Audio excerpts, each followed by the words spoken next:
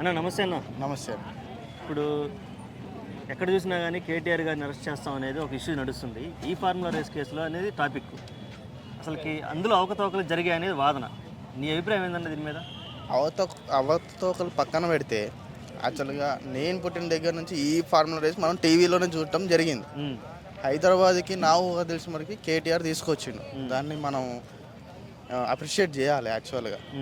కానీ ఇవన్నీ ఈ కాంగ్రెస్ వచ్చినాక ఆయన మీద కేసులు ఇవన్నీ అంటే ఏ గవర్నమెంట్ స్కామ్స్ చేయకుండా నిజం చెప్పాలంటే కాంగ్రెస్ అనేది పెద్ద స్కామ్ చేసింది అప్పట్లో 1992 అవన్నీ. కంటిన్యూగా ప్రభుత్వం పిఎంస్ ఉన్నాయి కాంగ్రెసే. నాన్ కాంగ్రెస్ గవర్నమెంట్ మనకి ఎప్పుడు వచ్చి 1983 టీడీపీ, నెక్స్ట్ మనకు టీఆర్ఎస్.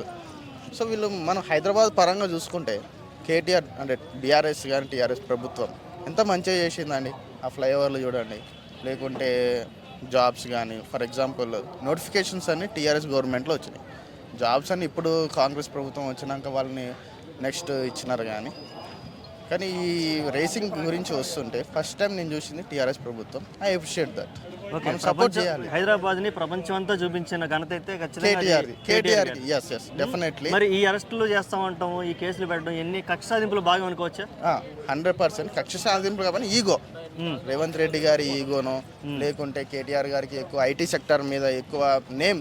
ఫర్ ఎగ్జాంపుల్ ఎవరినైనా ఇప్పుడు మీరు మాదాపూర్ పోండి, లేకుంటే Gachibowli, mind space, IT sector ఎక్కడున్నా పోండి, ఎట్లున్నాయి ఒకప్పుడు ఎట్లుండే ఆ ల్యాండ్స్ అన్ని ఎట్లుండే.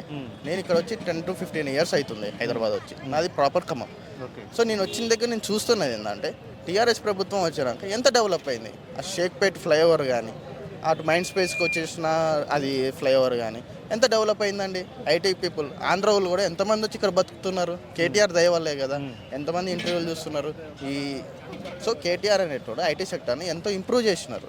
సో మనం అప్రిషియేట్ చేయాలి. సో స్కామ్స్ అనేవి అన్ని ప్రభుత్వాలు జరుగుతాయి, జరగవని కాదు. ఓకే, అసలు ఈ ఫార్ములా రేసు తీసుకుంటే ప్రభుత్వానికి ఆదాయాన్ని కూడా తీసుకొచ్చి పెట్టింది. కేవలం ఖర్చు పెట్టడమే కాకుండా ప్రభుత్వానికి కూడా దాదాపుగా చాలా వరకు ఆదాయం పక్కన పెడితే మనం టీవీలో చూసేదాన్ని మన కళ్ళ ముందు తీసుకొచ్చిండు కేటీఆర్. దాన్ని మనం అప్రిషియేట్ చేయాలి. ఇంతవరకు మనం అబ్రాడ్ కంట్రీస్లోనే ఈ రేసింగ్ ఉంటుంది అనుకున్నాం, కానీ మన కళ్ళ ముందు తీసుకొచ్చి ఎలక్ట్రిక్ వెహికల్స్ కానీ ఆ రోడ్డు మనం చేయడం కానీ మన కళ్ళ ముందు తీసుకొచ్చిండు.